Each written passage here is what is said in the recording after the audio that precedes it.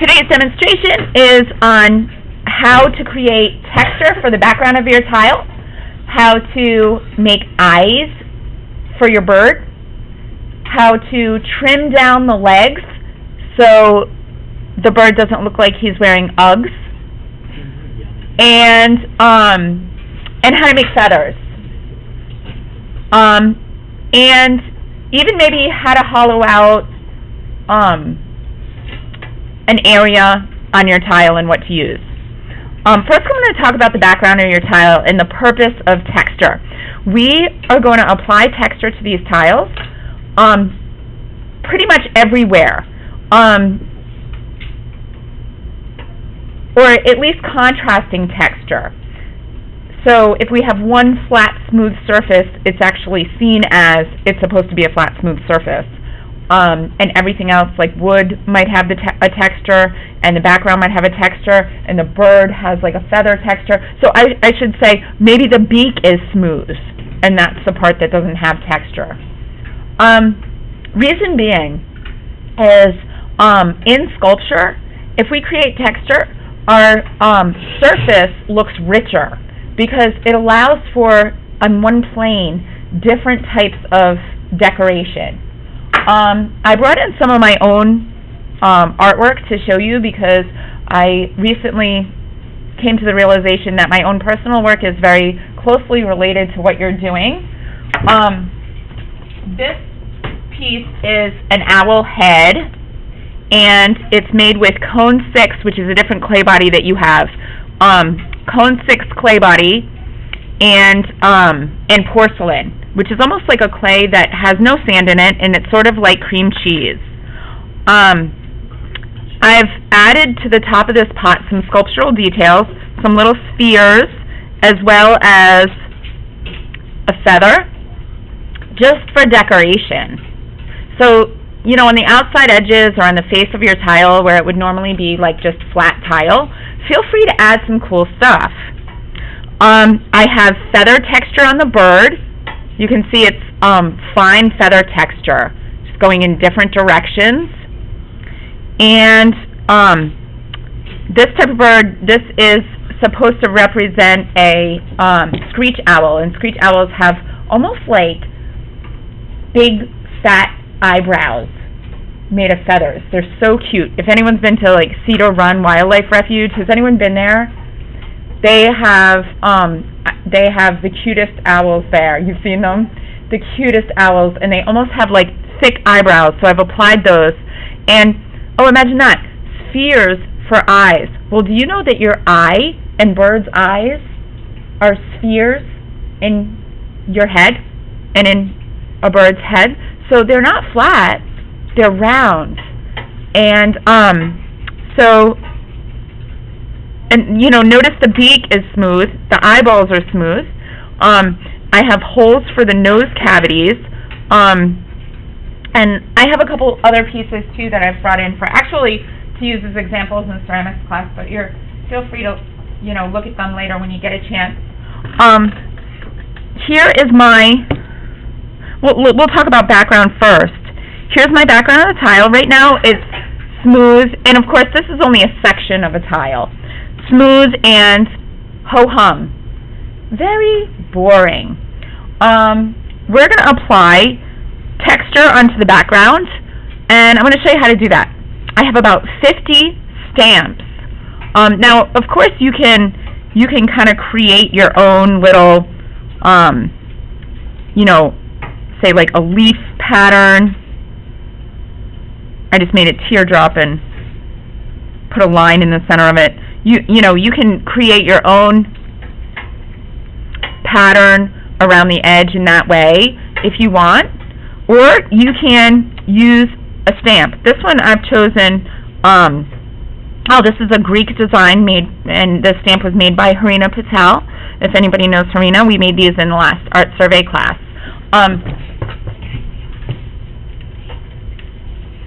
What you're going to do is take a ball of clay and kind of make it into a fat coil. Press the coil into the stamp,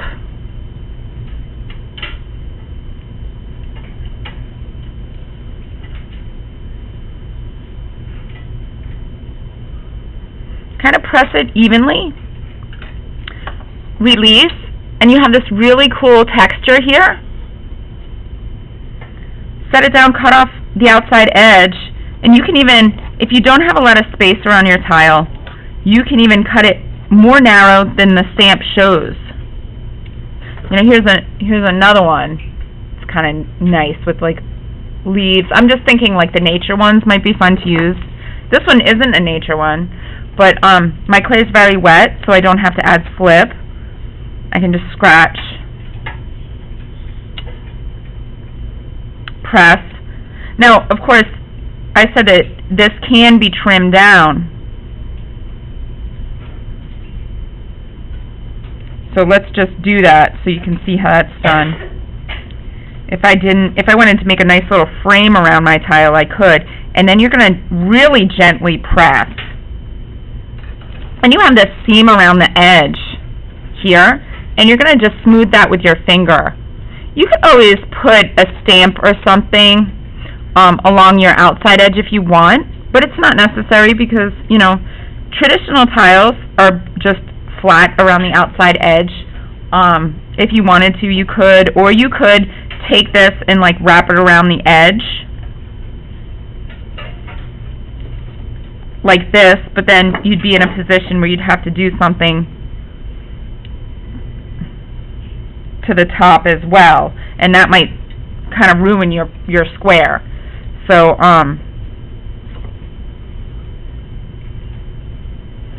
you'd have to fix that anyway. If your clay is really wet, you can go ahead and take your stamp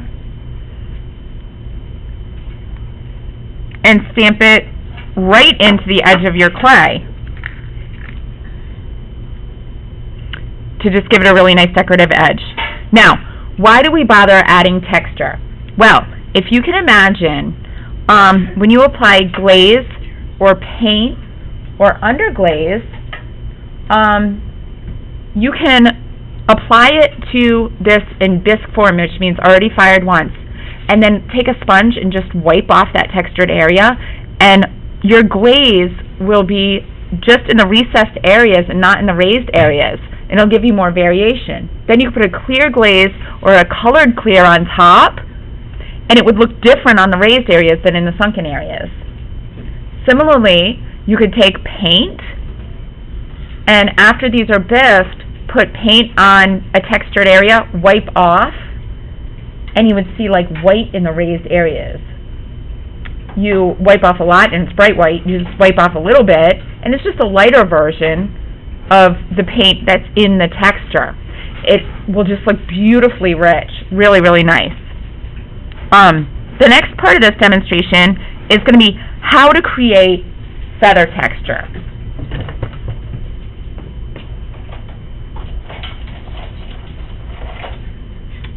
First thing you want to do is use a tool called a loop tool. You gotta love these ceramics terms. Loop tool is literally a loop on a stick, and they come in all different shapes and sizes. Traditionally, the little tiny ones are called ribbon tools also, but just for this class's purposes, we'll call them all loop tools, and you can say tiny loop tool or big loop tool, or Miss West, I'm having difficulty finding a really large loop tool for my huge eagle feathers, or what have you. What you're going to do is, starting at the bottom, and pretend this is just a wing here, you are going to just push. It's hard to talk and do this at the same time, but you're going to push up a little of the clay with your tool, and you can create beautifully overlapped feathers. Do you see that? Beautiful feather texture. If your feathers are large, or if you're, if you have huge standout feathers, then you can use, this is going to look silly on a wing, but you can use a larger loop tool. But always work from the bottom up so the feathers are properly overlapping each other. Work from the bottom up. So, you know, like these are really huge, but look at how beautiful that is. And it's all just white clay. When these fire, these are going to be, when I fire these in the kiln, they're going to be bright white. Boring. However, imagine this. Say this is a blue jay. Imagine if I took dark blue paint, covered this whole thing in dark blue paint, and before it dried, wiped it off, and then put bright blue paint or a lighter blue paint just on the on top, going this way with my brush in a downward motion. I'd have dark blue underneath and bright blue on top, and it would look like reflective light on my tile. Oh, but Miss West, I really want glaze. I want it to be coated. Well, I have spray. Once it has paint on it, you can't put glaze on it and put it back in the kiln. But by then, hopefully, we'll have some nice weather and we can go outside and put just like a clear spray on it. Beautiful, right? And you can really have some control over those paint colors and make it look exactly how you want it to look. These are going to look gorgeous. Last thing is I'm just going to give a quick demonstration on how to make an eye. Now, I'm going to give a demonstration on how to make a large eye for anyone that's doing a portrait of a bird, and then I'm going to give a demonstration of how to do a small eye. Pretend like this is like part of the head of the bird.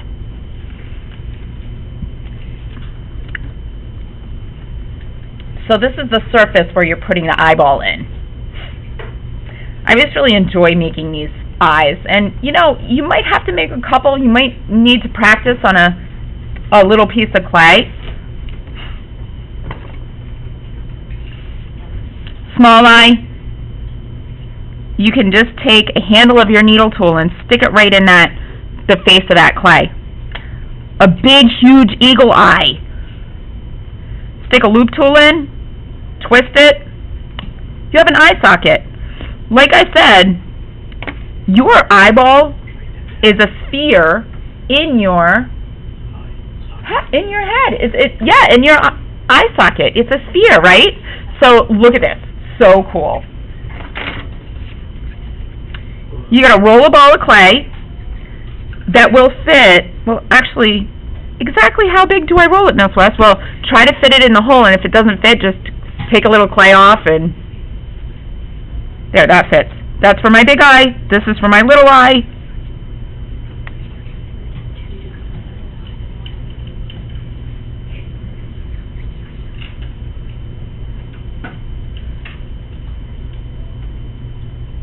Now, if you're in this class and you do not have a bird,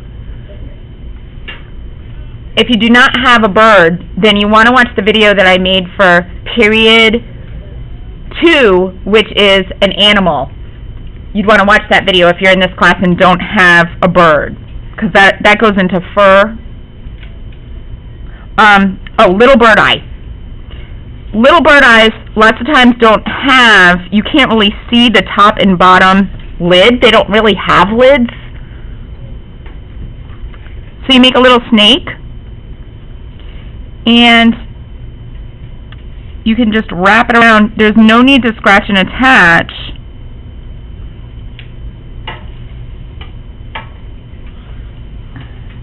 And what I love is if your clay cracks a little bit, as long as it doesn't break, if it cracks a little bit, it almost gives the impression of the skin around the eye.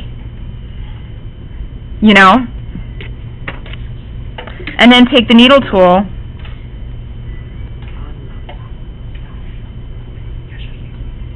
and just break that off. Eyeball. Okay. And for the fur on the head, and I know this looks like really funny. I feel like I should make like a little beak. It's like, you know, okay, there we go. I know, it looks like Cyclops bird, or it looks like the Chica show. Anyone that has younger siblings. Alright. Oh, yeah. Right. Okay. Yep.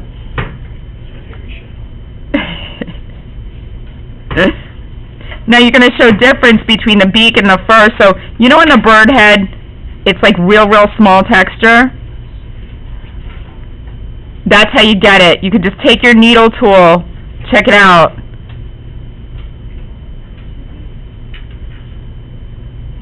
That makes sense, right? If you get little crumbs and you hate the little crumbs, then when it's dry, don't try to do it when it's leather hard or when it's wet, but when it's dry, you can just take a little sponge and sponge it lightly, not with a lot of water on it, and it will get off like the extra crumbs. Don't frustrate yourself and try to remove crumbs while you're working and your clay is very wet.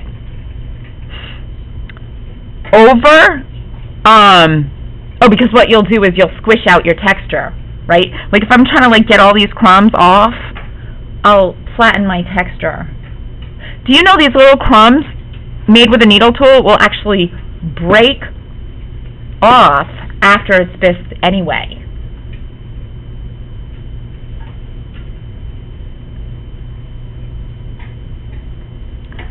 Okay.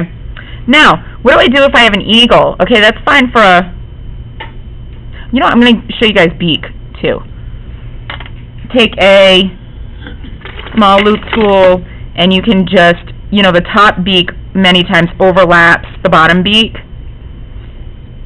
And you want to show that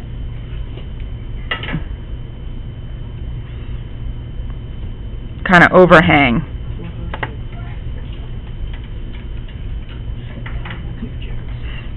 I hate my beak shape, and it's probably because I don't know what kind of bird I'm making. I'm not really making a kind of bird. That's why we use photo reference. But here's the big eagle eye.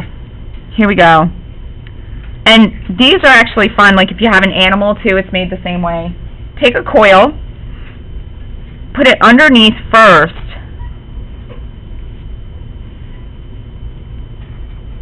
If you have a mammal, you can add like a tear duct to it, which is kind of fun. Underneath. And then if you have like the fluffy eyebrow like I did for my owl, you can make a bigger top brow.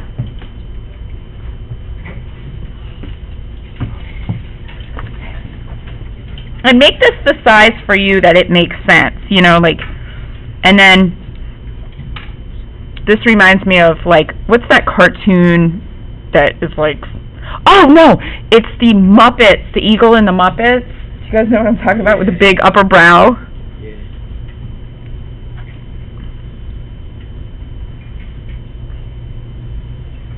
And cut off the extra.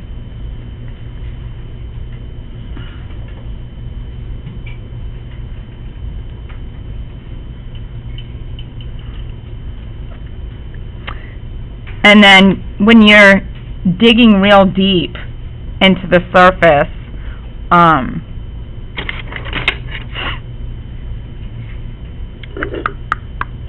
you can use like a wider tool,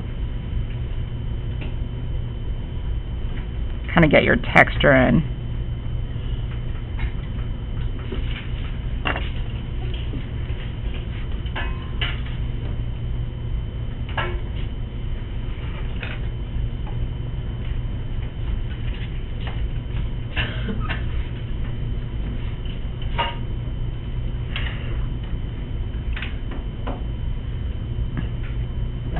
And Mr. Smith, don't kill me, but I don't even know if your bird has a pupil. I don't even know if birds have pupils. Something. If it has like a black thing in the middle or like a vertical. I think your entire eyes are black. I think so too. Oh well. Anyway, but say you're doing like a mammal eye, you could always like put a pen in the center where you're going to paint it black, so then you don't have to worry about hand painting that. You can just kind of put it in the center and let it pool and fill that hole. But And if you mess up, you can just cut it off and do another one, or squish it and then redo it. So, kind of neat. Is there anything I'm missing for birds? The legs. Okay. Right now, the leg looks like it's just a fat mass in two different heights, probably both legs, or I hope to show depth that both legs aren't the same height. They should be different. What you're going to do is take your knife and, where's my knife?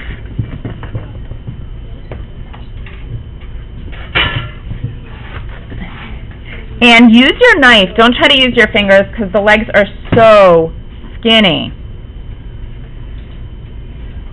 And cut vertically first, the width of the leg, vertically and then horizontally. And you're going to remove that like a wedge. So, of course, you would do this before you would finish your background. You'd carve out your legs and stuff. Because then you'd probably smush your background. Okay? And then there's something like if you have a toenail, I know, sorry, this is a long demo. I really enjoy this, so sometimes it's hard to stop. Here's a toe. If you've got a toe on your bird. And then I just kind of rolled, and then you can use a needle tool, clean needle tool, to kind of roll the claw. See how I have a little claw here? And then check it out. Bend it like this. I just bent it, and look at my little birdie foot. It's a little bird toe. Okay, tell me that's not cute. Where's the toe? It's cute. Oh, Okay. Oh, that's very cool. Okay, so then you have to stick these toes on here. But it's really nice if you have a log or something there to support it. And see? Toe! You know, you would really need to have something underneath, like a log, because that's going to break off in 2 seconds. Maybe, if you're like, you know what, I just want to add toes onto mine because that looks like fun, just fake a stick on there.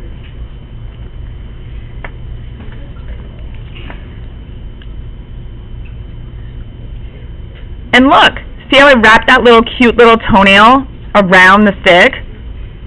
How cute is that? Tell me that isn't cute. Super duper. It's super cute, right? Okay, that's the end of my demo. Thank you for watching.